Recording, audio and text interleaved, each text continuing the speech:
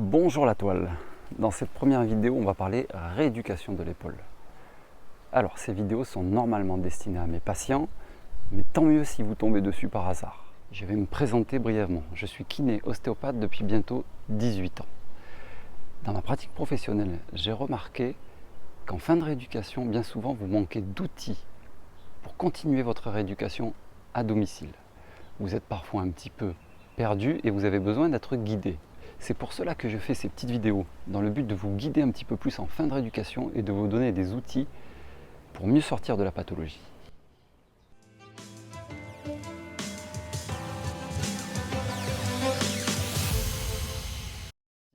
Revenons un petit peu à nos problèmes d'épaule. Je ne vais pas vous faire une liste complète de toutes les pathologies qui sont concernées par cette vidéo.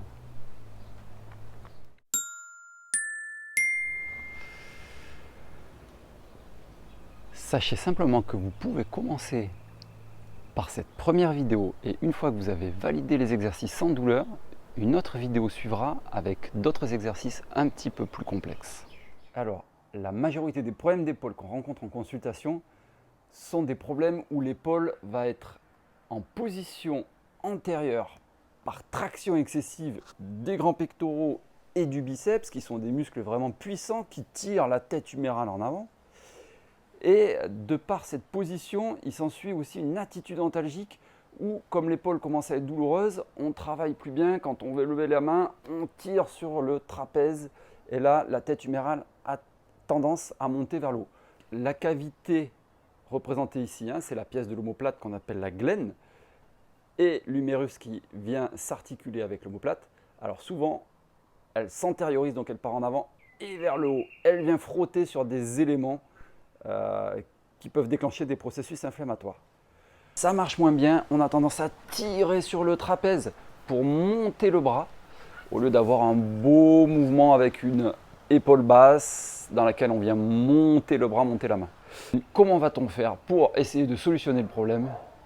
Eh bien, on va essayer de tirer l'épaule en bas et en arrière, tout simplement par des exercices hyper basiques. Petite présentation ici des 3 exercices à réaliser. On va chercher à renforcer les abaisseurs, les fixateurs d'omoplate et les rotateurs externes d'épaule. Premier exercice, on va travailler les abaisseurs d'épaule. Alors, exercice très simple qui consiste à baisser la main vers la hanche droite avec le coude tendu et la paume de main vers le bas. Voici ce qu'il ne faut pas faire. On essaye d'éviter d'amener l'épaule en avant et vers le haut. On n'antériorise pas l'épaule. Alors, voilà le deuxième exercice, l'exercice du rameur. Exercice facile qui consiste à travailler les fixateurs d'omoplate. Donc on tire simplement les 2 poignets ou les 2 élastiques à hauteur de nombril avec les coudes serrés. En fait, les coudes glissent littéralement contre la cage thoracique et on cherche à bien serrer les omoplates dans le dos.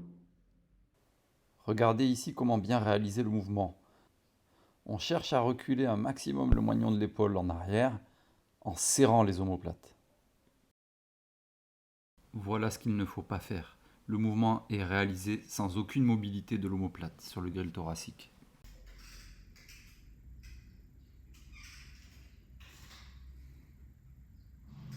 Ici, on voit bien qu'il n'y a pas de glissement des omoplates. Les omoplates ne se rapprochent pas. Troisième exercice, les rotateurs externes d'épaule.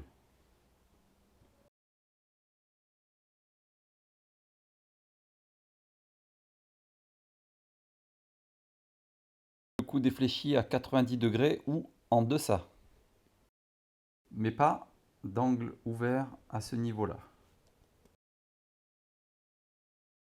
Le coude est au corps, l'épaule est fixe en bas et en arrière, comme dans les autres exercices.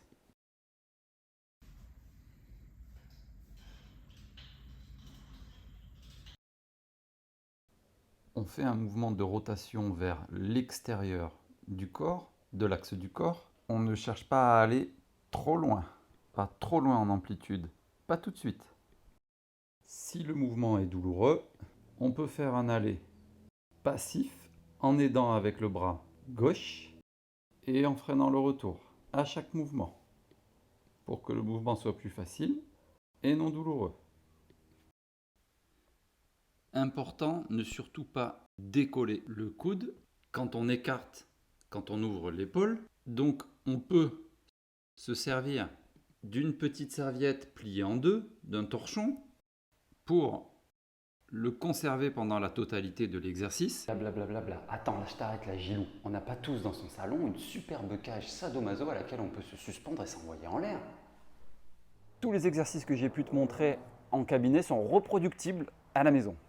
Et on va essayer de trouver les petites astuces qui vont te permettre de faire ça chez toi. Faites preuve d'imagination à la maison. Vous pouvez utiliser des poutres, des rambardes d'escalier, des mains courantes, éventuellement un tronc d'arbre si vous avez ça dans le jardin, ou encore une branche bien costaud pour venir fixer l'élastique.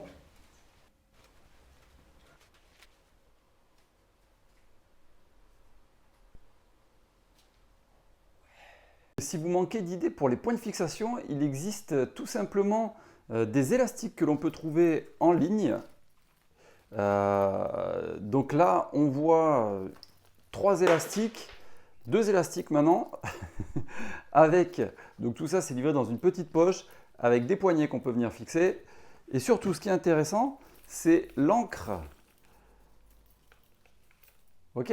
Ça, c'est une petite encre que l'on peut venir fixer sur les bordures de porte. Comme ça, on a un gros point d'ancrage. Alors, pour trouver ça, vous tapez sur les moteurs de recherche encre de porte plus kit élastique et vous allez trouver votre bonheur. Voilà.